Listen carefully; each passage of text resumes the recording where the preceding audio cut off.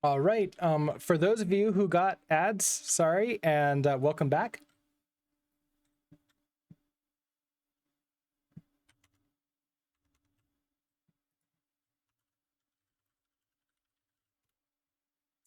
I guess we'll do an update for Ubuntu 20.04 in this specific case.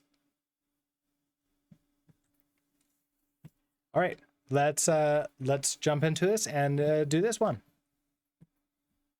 Update a Docker image.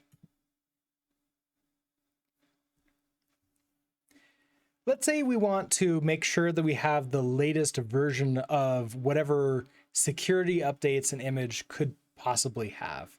Right now, whatever we have on our local system is, well, it's on our local system.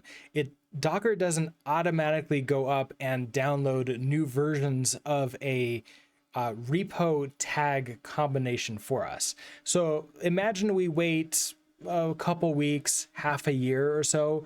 If we still have this Ubuntu 20.04 on our system, then whenever we downloaded it, that's what it's set to be. This is one of the reasons why it's so important to see this created date here, as we can see that this was 2 weeks ago. So if they were to update that less than 2 weeks ago, maybe like, let's say they did one today or right now, then we don't have it. It's still up on Docker Hub and it's not on our system. Now this might mean that we're going to miss out security updates, right? Like what if they updated Ubuntu 20.04 with something that fixes a security vulnerability that we could then accidentally be running on our systems? That could be pretty bad. Now we can update this with a Docker pull command. So let's go ahead and run that right now. And we just run the Docker pull command again, just as if we're downloading it brand new. We just give it the exact same combination of repo tag that we had before. So Docker pull Ubuntu 20.04 in this case. Now, for right now, we just downloaded this, so there's not really anything new for it to download, so it's up to date. However, if it wasn't up to date, it would have downloaded whatever new layers it wanted to, and then, well, then we'd have the new version. Now, something to be aware of for this is because the repo tag doesn't have to be set to, it's not like a point in time. It can be updated continuously by whoever is maintaining that image. It does mean that breaking changes can be added in. A personal story here. I was working with a company and we had a version of PHP and an application set up on that, and they decided to update with the same tag. So it was the same version of PHP that was running on there, but they updated some stuff around PHP and some of the libraries got updated and our code stopped working on it. And it was the exact same repo tag version, but because our CI/CD system was downloading a new image every single time it ran, everything stopped working. And we had to update our code to work with the new version of, well, the Docker image. So something to be aware of. Now, it is impossible to roll back. Like once we do our Docker pull and we get the new version of Ubuntu 20.04, we're kind of done. That's the version we have now. And that's kind of what it is. So my recommendation, whatever you have in production, use that and update when production updates. And if production is always updating, then try to set your, and it suddenly breaks, update yours locally to see if you can reproduce the problem, because weird issues can, this is one of the sources of weird potential issues. Anyways, hopefully this is helpful. Hopefully it can, you can remember this in the future whenever something weird happens and you can try it out, and maybe it will save you some time in debugging. And then of course, maybe not. Either way, thank you so much for watching, and I will see you in the next video. Bye. All right. Done with that. Mutable versus immutable tags. Some registries have settings that disallow tag mutation. AWS ECR definitely, no, not Docker Hub. AWS ECR, I mean, that's I didn't actually realize that about AWS ECR. I've used it for like 1 or 2 images total. But that makes sense. I do like the idea of immutable tags, but I also could see that, like, okay, we have like 20.04 dot, like, 29, and you have to like constantly update the images. I go back and forth with it.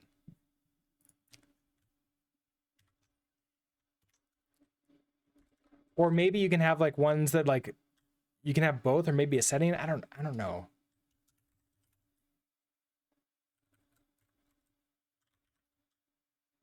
All right, so we're on O2.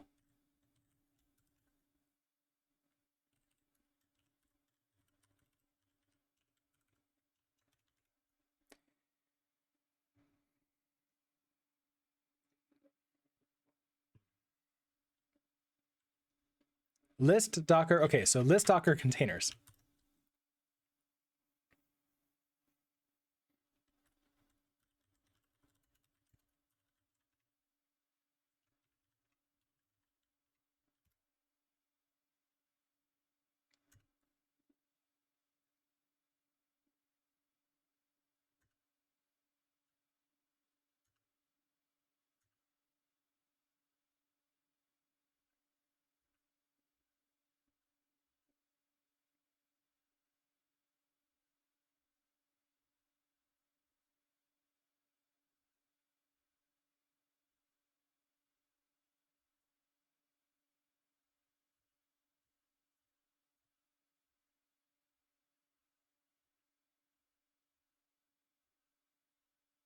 All right, so we should be good to go there.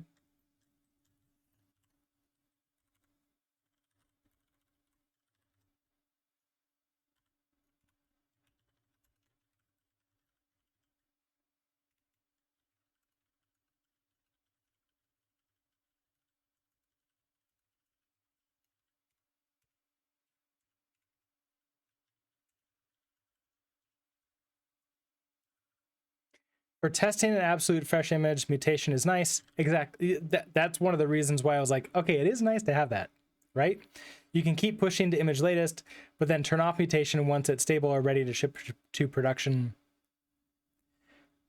Yes, I can also see like having special tags, right? Like maybe what if like you could have latest is always mutable.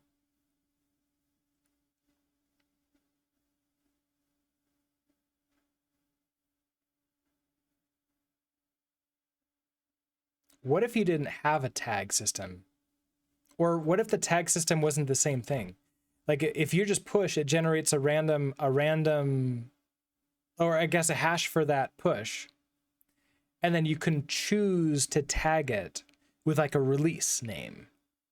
And so a lot of them just sort of sit there as untagged and named as you're deving them.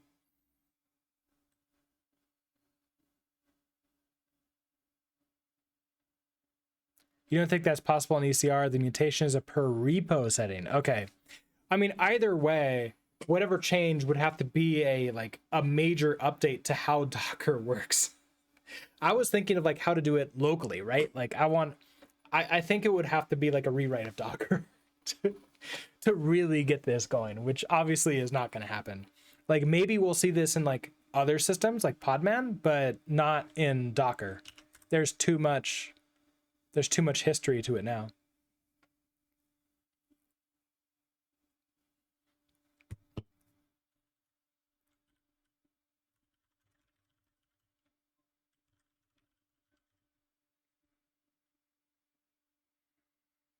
Okay, so by the end of this lesson, you'll be able to list Docker containers. Now, how do we do this here? I wonder if I do, I do Docker PSA. So list Docker containers. So list running Docker containers. And then also list all Docker containers.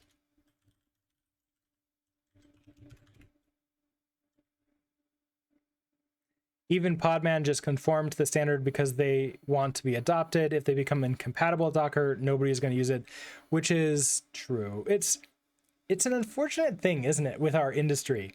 I guess this is not just our industry, isn't it? It's like everything out there. If you want to be adopted, you have to conform to some standard that somebody else made, even if it makes no sense whatsoever.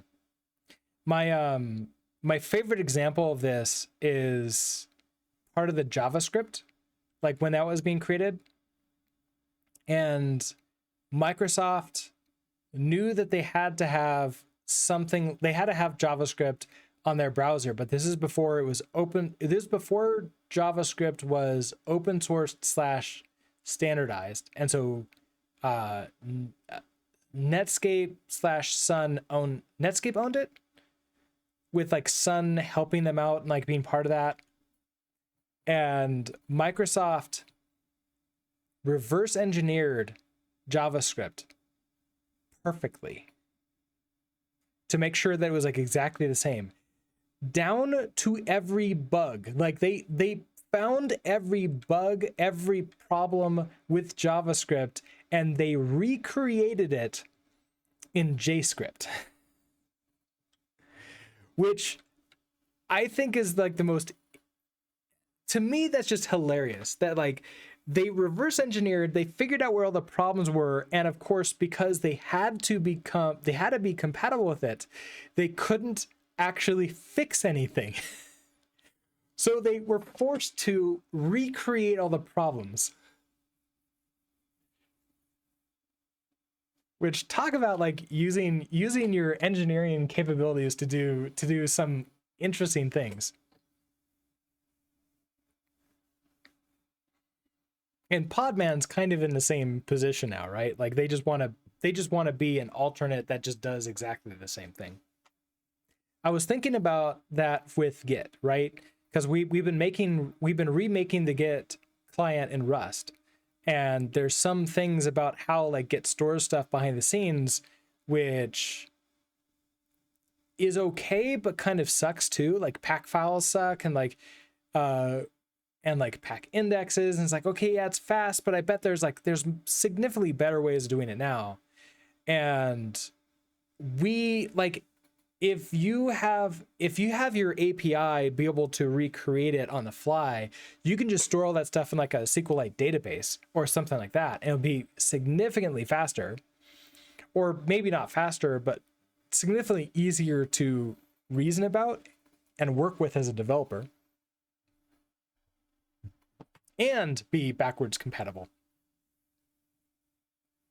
Podman did the root list by default before Docker, though, I think. So they push things. Yeah. Well, I mean, which is nice, right? Like Podman waited though until they were popular enough to do that though, right?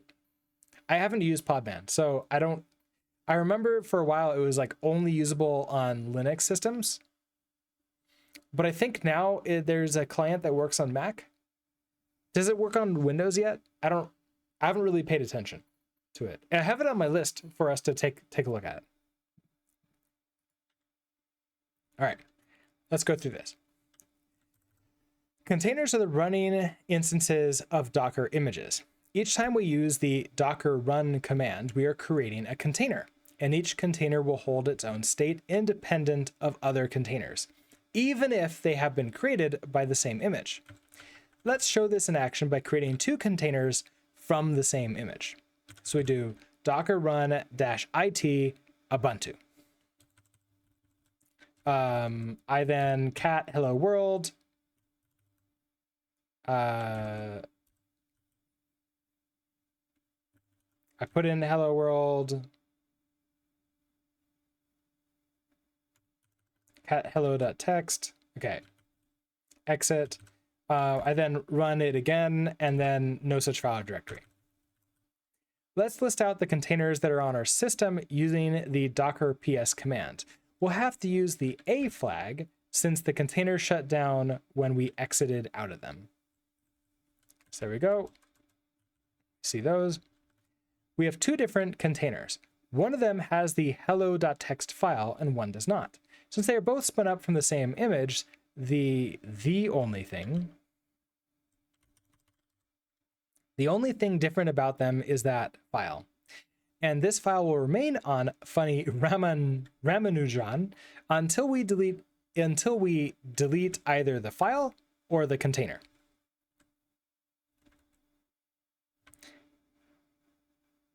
Note that the containers have names automatically assigned to them. These names can be fun and interesting, but once we have many containers, they can be a pain to manage because they don't describe what the container is really for. We can set the name of the container when we run it with the dash name option. So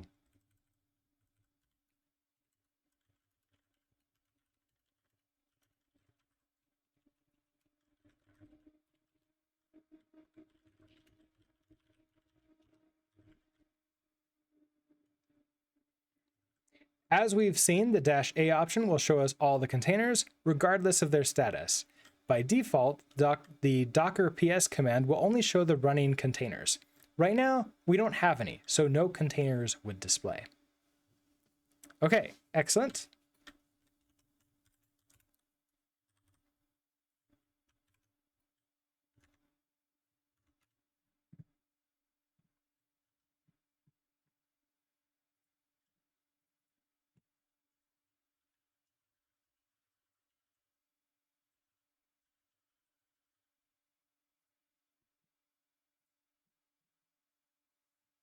Okay, it does work on Mac, has for at least a year.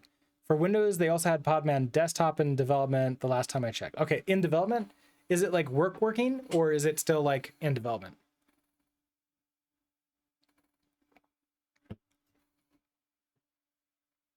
I like don't feel like I would need to do a course in Podman, but like I could do a video on it, maybe. We can also do like something.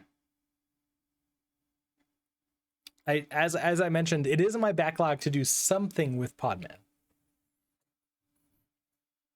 Okay, so list Docker containers. And then I also have Docker containers up right now, right?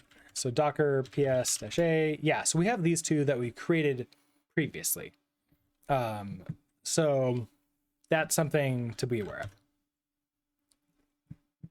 All right, let's do this. Here we go.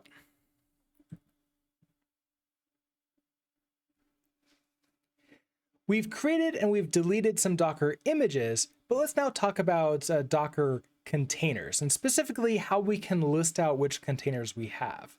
Now, we've previously, in previous lessons, we've created two containers, and we should be able to list them out, right? So if we do a docker ps command, now we don't see them, and that's because Docker ps by default only shows us the running containers. So we don't have anything running right now, but we can tell Docker ps to show us all of the containers, including the stopped ones. We can use the -a flag for that. So Docker ps -a, and then here we go. These are those Docker Ubuntu containers that we created in the previous lessons. Notice that they have funny, interesting names attached to them. And by default, if we don't tell them what name to use, they're going to give us a random series of words that are interesting and then hopefully shouldn't have any collision. So there's another thing about these two, which is, no, these ones are all their own images here, so we would expect that they're going to be different, right? But I want to show off how each container has its own state too. So I'm going to go ahead and we're going to create two more containers from Ubuntu latest. So that would be this one here. And we're going to put in a file in it, and we'll also just sort of set up their names too. So we'll do docker run. I want that -it. We want a -- name, and this sets what the name is going to be. So this is going to be Ubuntu with file, let's say, and I want this to be Ubuntu. Okay, so I'm now dropped into Ubuntu here. Let's go ahead and create a file in here. So I'm just gonna touch example file.txt. Let's cat into example file. I didn't really need to do the touch for that. And in this case, we're gonna say hello world. And if I cat example file now, we get that hello world out. Excellent. Now, if I exit out and we do a docker ps again with the -a command, we see here's our Ubuntu with file, and it is off of the Ubuntu image here. Now, this one is going to have that image in there. If I was able to restart the Ubuntu container and then connect into it, I would actually see that image, that file inside of the root directory. And if I connected to this one, the heuristic Shamir container, I would not see that file. So each container holds its own state, which is really nice. It allows us to use containers for an entire project, and you don't have to constantly delete them and recreate them. They hold whatever the state is until we decide to delete them. Now, that being said, I would be careful about what you store inside of a container. We generally want to make sure that our container, like we can delete our containers at a moment's notice and we don't really lose anything important. So something to be aware of is try to keep these containers free of anything important. And that's I think that's all the objectives for this lesson. So we were able to list out all the containers, list out all of the containers, and then also set a container name when we create it. Thank you so much for watching, and I will see you in the next video. Bye. All right.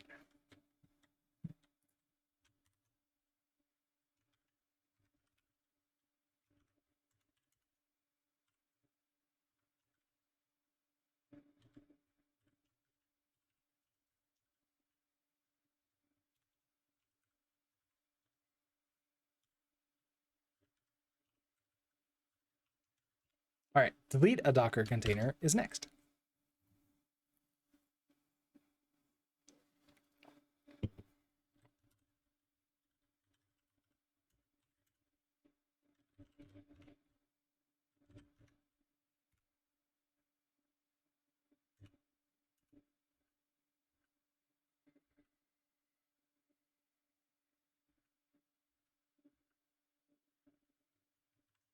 I did pretty good with the spelling this time. I remember the last one, it was absolutely terrible, like really terrible spelling throughout the entire course. So I'm happy about that so far.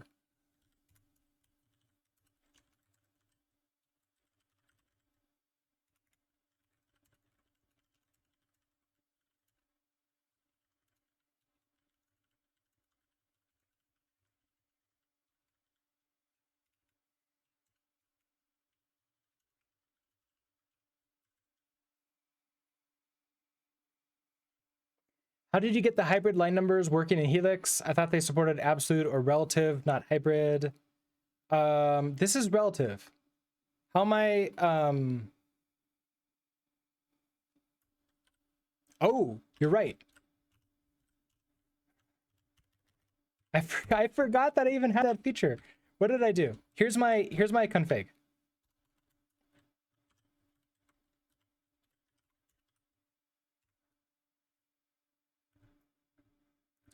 Line number relative.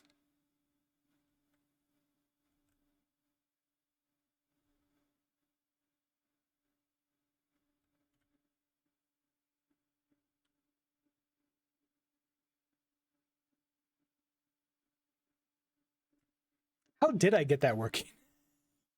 This is the config. So, okay. One of these must be it.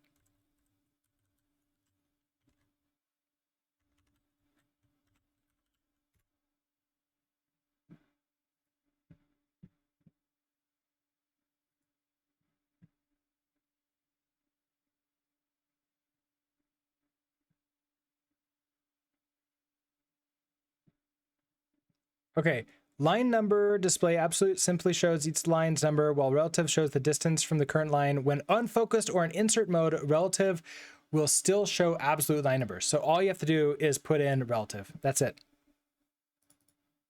So yeah, that's how to do it. So apparently it's default for relative, which is actually really nice because I kind of like that.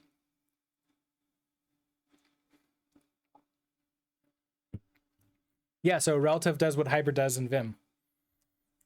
This is the kind of thing that I like about Helix, but probably because it's how I would want to set up Helix.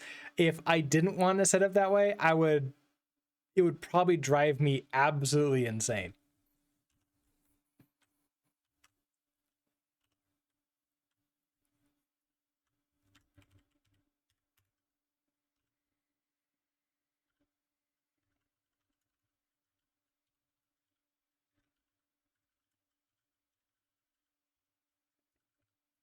All right, let's dive into this. When we quit out of a running Docker container, the container is stopped. This is the equivalent of closing the lid on a notebook computer. It goes to sleep, and it goes to sleep, and if it were to be restarted, it would continue exactly where it was, where it left off.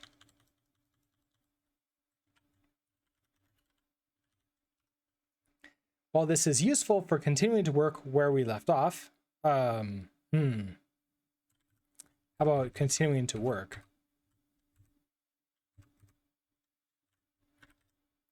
It can also clutter up our computer if we continue creating containers but never remove them. Let's begin by creating a Docker container and immediately stopping it. Okay, so I do Docker run it name, remove me Ubuntu. Okay. Now we can run the container list command to see this container. Note that we are using the -a option since the container stopped when we exited it. Let's remove the container with the command docker rm container name or container ID. We can use the container name or the ID to remove the container. Since we named the container something easy to remember and type, we'll use that. The container now has been irrevocably removed. There is no way to recover the container or any data stored inside the container. Obviously an important note.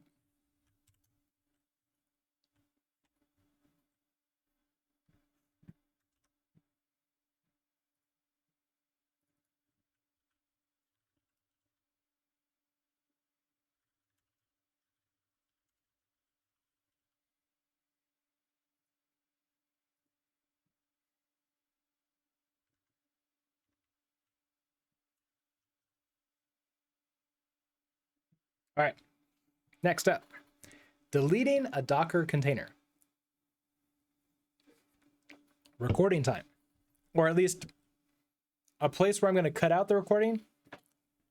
Since I'm just recording this one thing and I'm going to cut them out of it, I don't really know what to call that anymore. All right, here we go. We've previously deleted a Docker image, but we now want to delete a Docker container. Let's go ahead and once again list out the containers that we have. We're going to do that with the docker ps-a command. And we can see that we have 3 containers here.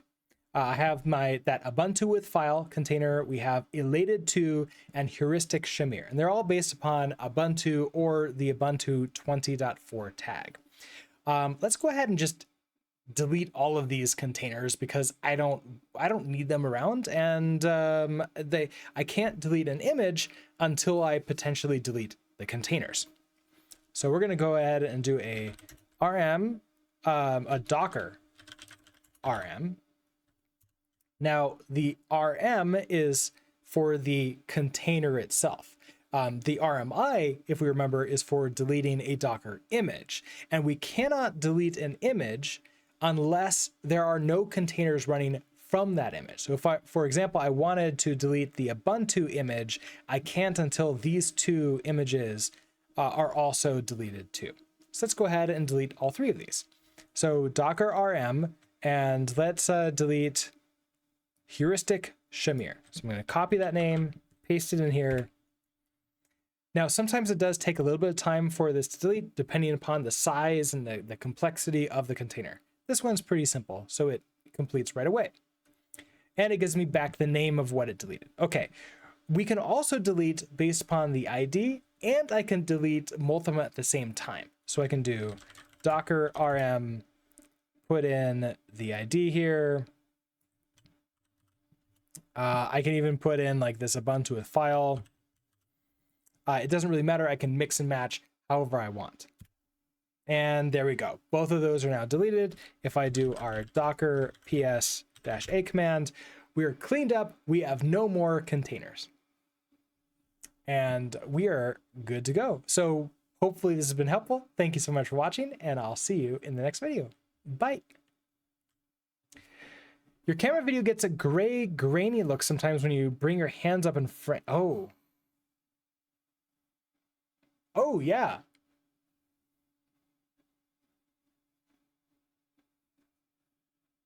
What is going on with that? Is it because it's trying to like auto balance like the white? Huh. I don't know what's going on with that. Yeah, it's some auto GS Volt. Hello. How are you doing today? It is some sort of automatic compensation, but I have no idea what's going on with that. I'm just using a Logitech, what type is it? It's like one of those super popular, but also relatively cheap ones. I know that a lot of the big streamers have switched to like DSLRs and like really nice cameras on tripods to use. And I finally got mine back. I had lent it to my parents for years, but I don't have a good way to set it up. And where would, okay, so main camera. I have a chroma key. I wonder if there's a chroma key. Audio, video filters. I don't know enough about this to like know what to do to fix that problem. Well, I wonder if it's an auto white balance.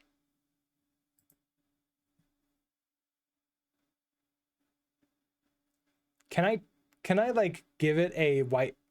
I don't see like anything where I can say like, hey, here's like the white balance, just like hard code to that. So I have no idea. I'm not going to touch it because I'll probably break it.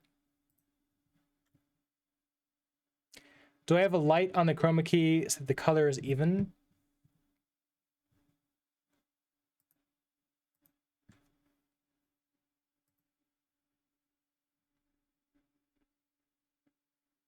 A light on the chroma key? I don't see a light option on chroma key.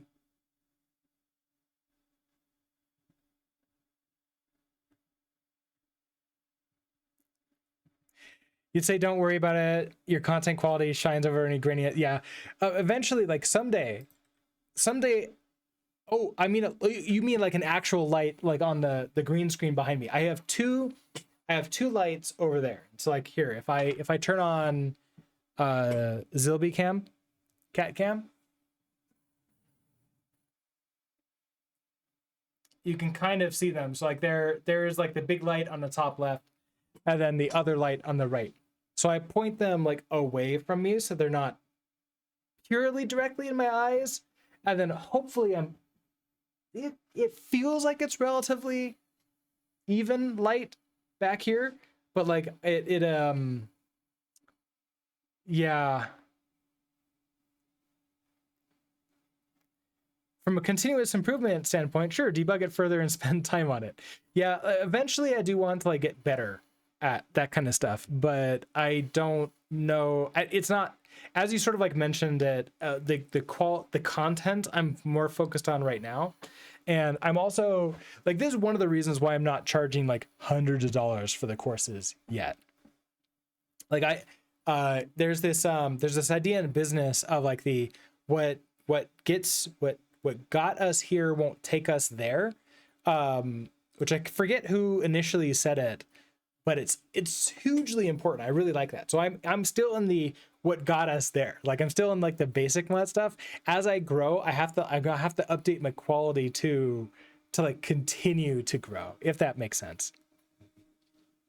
But right now, you're all with me at the Before the Chasm, which is to me, it's a fun place to be at because we get to focus on the content more than the quality itself.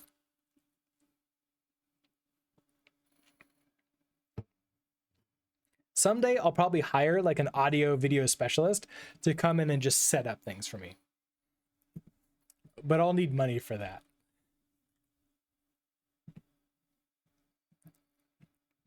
Okay, let's see. That was delete.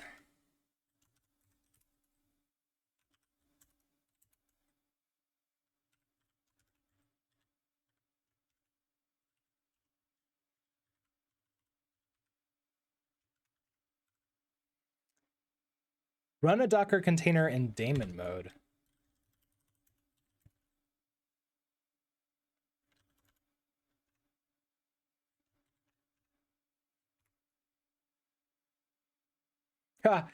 It's my secret password is apparently not correctly spelled. Huh. Yeah, that's okay for the rest of this file. Ooh. That lost its line. The problem with it, okay, so hold on. If I drop into you. Oh,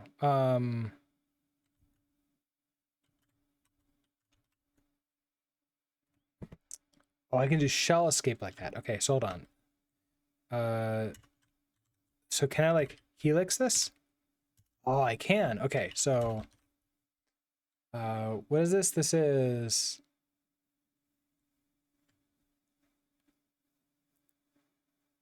run a Docker container.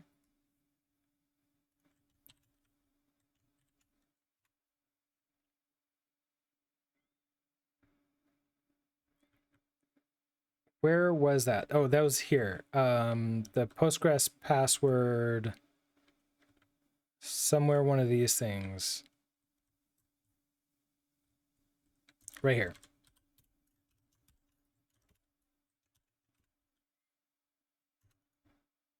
Oh, I was hoping that would refresh this. Oh, it didn't. Okay. Uh-oh. JSFold, what happened? It was Marshall Goldsmith who said that quote. He wrote a book as its title. Okay.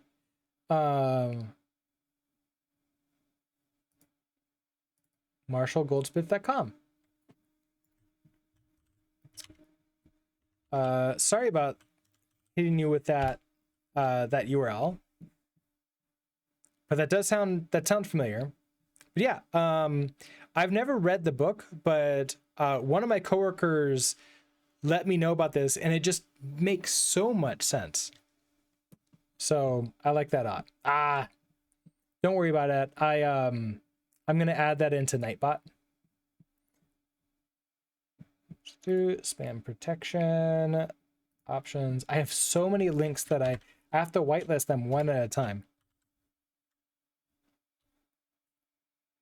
But we ran into a problem early on when I was streaming where people would come in and post links to really bad things.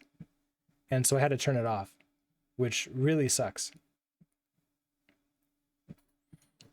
So I whitelist links over time. So that way, like now okay, so if you post that exact same thing again, it won't get caught anymore because Nightbot now knows that it's okay. And luckily it deletes the message, but like lets me see it. So I can still like see what the message was, but nobody else does. So I'm not gonna like anybody who is, you know, potentially gonna click on it, they won't get hit by it. But yeah, the idea here is super, super important. And so many businesses get this wrong. It's kind of funny, actually.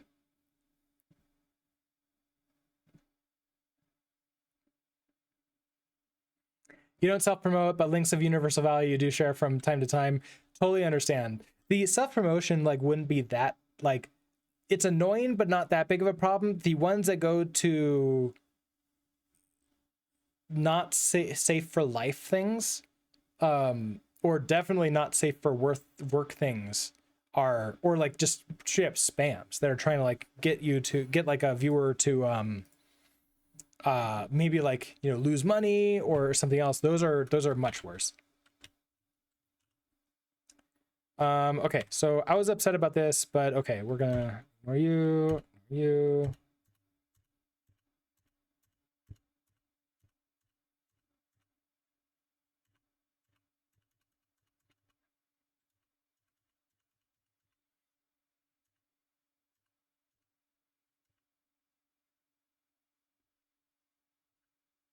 okay, now I'm actually really curious. Did my change take? Or is it still gonna be broken? Okay, so it's fixed. Was that the one it was fixed on? Or was there another one? Oh, that was it. Okay, so it did work. Okay. All right. Run a Docker container in daemon mode.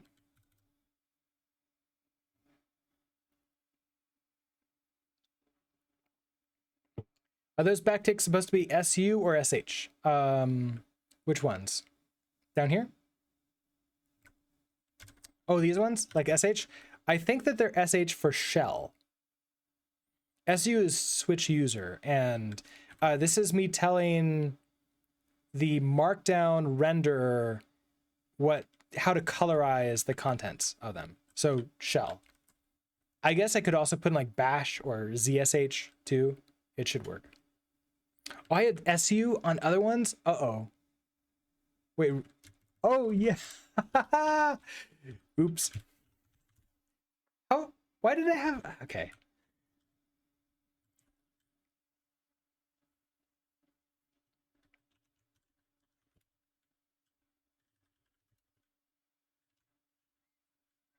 I always forget grep. Is it... Oh, wait. I have rip grep, right?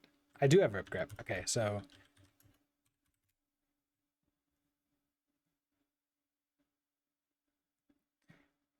rip grep is... pattern path. Okay, so I want... rip grep...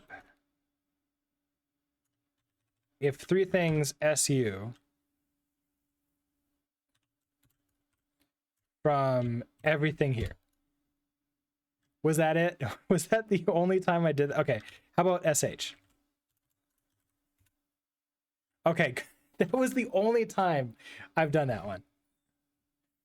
The problem with all SUs is I bet I have like, that's just gonna grab everything that has like an SU in it. Which there's a tons of these. But the 3 ticks, I think that's fine. So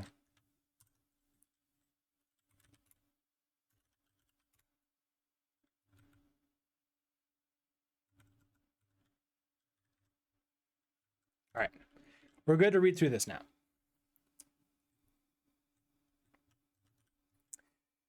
Okay, run a Docker container in daemon mode. Until now, we've been running our containers in interactive mode, as in, as soon as they launch. Oh wait, I wanted my objectives thing.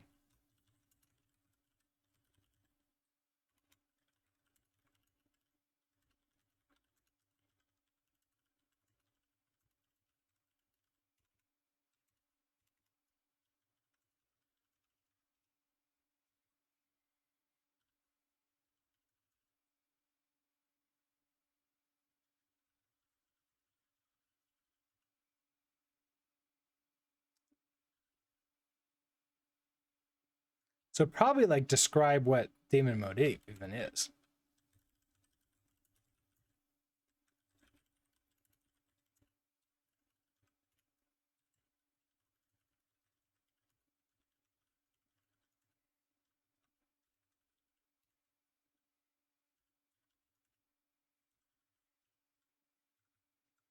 Until now, we've been running our containers in interactive mode, as in, I don't think I need as in. As soon as they launch, we are dropped inside them to do whatever we want to do with them. However, we can run containers as a daemon, meaning that they will continue to run in the background without taking up the terminal. We've also been creating containers that don't have long-running tasks. That would be a good example of being a daemon.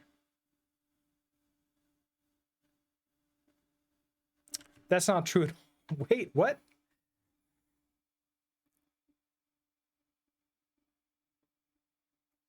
We also have been creating containers that don't have long-running tasks. That would be a good example of being a daemon. What was I thinking? This sentence doesn't mean anything, and also it's wrong.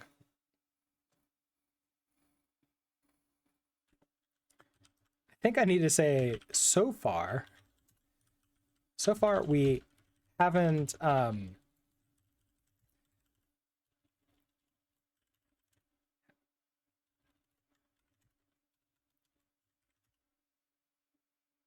gonna have to rerun the spell check on this.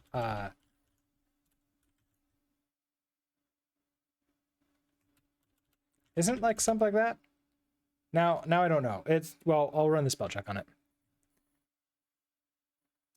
Is this content you had authored earlier and now revising? Yes. So we went through and we wrote all of the articles first, and then went, okay, haven't. You know how like you're writing stuff down, then just suddenly words don't make any sense, and like you've completely forgotten how to spell. And if that doesn't happen to you, then that happens to me. That happens to me all the time. It's the same thing where you say a word too many times and now it just doesn't, it like feels wrong. It's like a weird quirk of the brain. And like that happens to me all the time. It's like I suddenly forgot how to spell haven't, because like I'm looking at this and it totally looks wrong, but no way that I'm trying to spell it looks right. So great.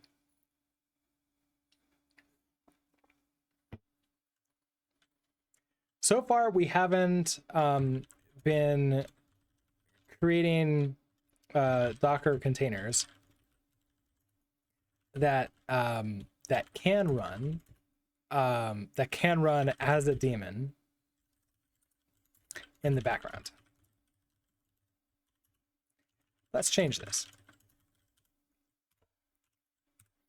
For this example, we're going to create a container that serves a Postgres database in daemon mode. Try staring at your hand also has the same effect. What even is this thing? It makes me wonder, like, what part of the brain is like happening with that?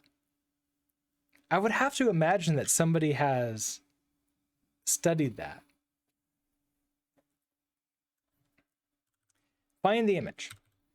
We kind of literally did this already, didn't we? Because when we did that, we went through and we found the Postgres image with the tag. So I don't think we need, oh, actually, you know what? But we also kind of do for the instructions for it. So yeah, okay. Find the image. The first steps whenever we're using a new image is to go onto Docker Hub and search for the image that we're interested in. In this case, Postgres. On the Docker Hub page for Postgres, they have an example command to get it up and running locally. Docker run name some Postgres password equals my secret password -d Postgres. There are two new things we see in this command. -e Postgres password my secret password. This tells Docker to create an environment variable with the key Postgres password and the value my secret password inside the container while it runs. And then -d This tells Docker to run the container in daemon mode. The -it options that we used before are not compatible with daemon mode. If we run this command, the image will download just like before, but instead of being dropped into the container, will be returned to our terminal and the container ID will be printed. We now have a Postgres container running in the background on our computer. We can see the status with the docker ps command. Note that we don't need the -a option since the container is active and running now. If we were to try to connect to the database with database management software, we wouldn't be able to connect since we haven't opened any ports between Docker and our host machine. The port that we see in the list command is the port that is opened inside the container. We'll learn how to open ports to our host machine in a different lesson, which I think is like coming up. Oh no, that's in the deving one. Okay. But okay, so there we go.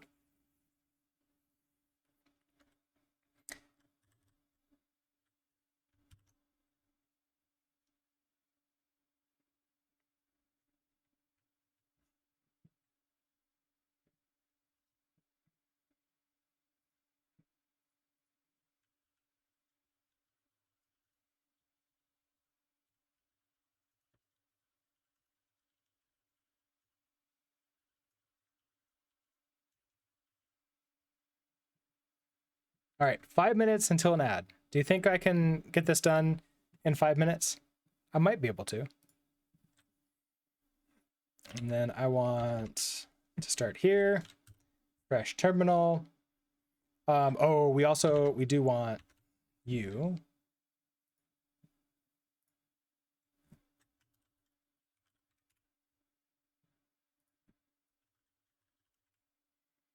Since we already did this before, I'm just going to go straight to here, and we're going to go down until we find how to run it. So that's what it's going to be. All right. Let's run a Docker container in daemon mode. You know what? I'm going to start here.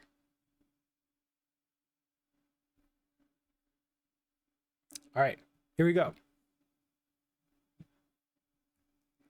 So far, all of the containers that we've created with our docker run command have been in interactive mode, meaning that we've dropped into the container as we create them, and they take up our entire terminal. And as soon as we exit them, the container exits and stops. But sometimes we want to run a container in what's known as daemon mode, which means that it's going to run behind the scenes. It's not going to take up our terminal at all, and it will just sit there ready for us to work. It's sort of like a service, like any other part of our computer that just sort of is there and doing its own thing, and we don't have to take up an entire terminal window just to make sure that it's running. Let's go ahead and set up a Docker container ourselves in daemon mode. And the best container that I can think of, the best image that I can think of to use for this would be a database, a Postgres database. So let's go ahead and go back to the Postgres database Docker Hub page, and we're going to search for how to get this up and running. And down here, if we scroll down, we'll see instructions, how to start the Postgres image. So we can see, okay, so with Docker run, great. They give it a name with the -- name. Okay, some Postgres. There's this -e. Well, this is new. This is setting an environment variable to be available inside of the container. So it's going to set the environment variable Postgres password to the value my secret password. So we can change this to be whatever we want. And then we have this -d, and this is what tells Docker to put it into daemon mode. Now -it, which we were using before, is the interactive TTY, that's the connect the terminal to the container. We don't need that. In fact, it's not even compatible with daemon mode. We have to choose one or the other. And then finally, Postgres. Well, the name of the image to choose. So I'm going to go ahead and just copy this. We're going to come back to here. We're going to now run you. And instead of dropping this inside, which, it's daemon mode, it's going to print out the hash, the ID of the container that it started. We'll go ahead and wait for it to download everything, well, the Postgres latest container for us.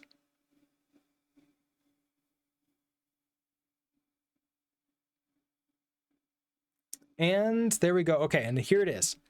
This is the ID of our container that is now running, and we can verify that it's running and see information about it with our docker ps command. And note that I don't have to use the docker ps-a because this is an actual up and running container. It is active. So there's our docker container ID.